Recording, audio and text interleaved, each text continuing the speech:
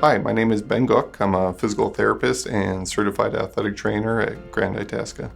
A concussion is a head injury. It is a form of a traumatic brain injury, and it's caused by a force to the head, often from a bump to the head or a blow to the head. Signs and symptoms often are headache, sensitivity to light and sound, confusion, dizzy, memory loss. There can be quite a few of them, and signs and symptoms can vary. Common causes of a concussion are direct blow to the head, oftentimes with sports, due to contact with another player, hitting the head on the turf or the court, or example in hockey, hitting your head like into the boards. Oftentimes we rely on like maybe the coaches or officials to notice that if a kid hit his head, if we didn't see it ourselves, and they'll bring the kid over and we'll do a sideline assessment. Oftentimes we'll check pupil sizes and we'll check some memory, some simple memory tests, and oftentimes they'll just have a general look to them that is very consistent with signs of a concussion. If they do show signs of a concussion, we remove them from play immediately.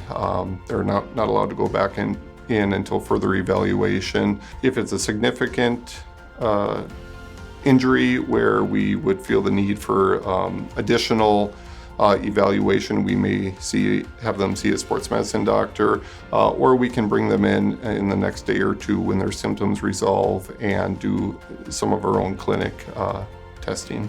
The recovery process can take a week or two. Again, depends on the extent of the injury and number of signs and symptoms.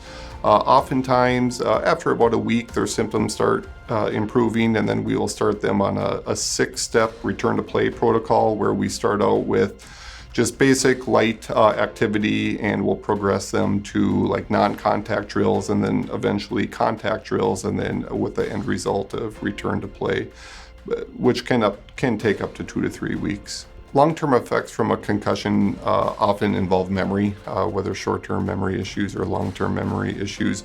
Oftentimes, if you have multiple concussions throughout your career or playing time, that can definitely influence long-term memory issues. Yeah, there's no way to absolutely abolish the chance of getting a concussion. I mean, they're part of sports and they're going to happen, but with proper education, learning the techniques, for example, like proper tackling techniques in football, you don't want to lead with the head, and also proper equipment are good ways to help prevent a concussion. And then also just being aware that they happen, and for coaches to recognize that, or officials to recognize that, so they can remove a kid from the field and get them on the sideline, or they can be properly evaluated, which will help reduce more of a significant injury to the player. Grand Itasca Clinic and Hospital, your health is our specialty.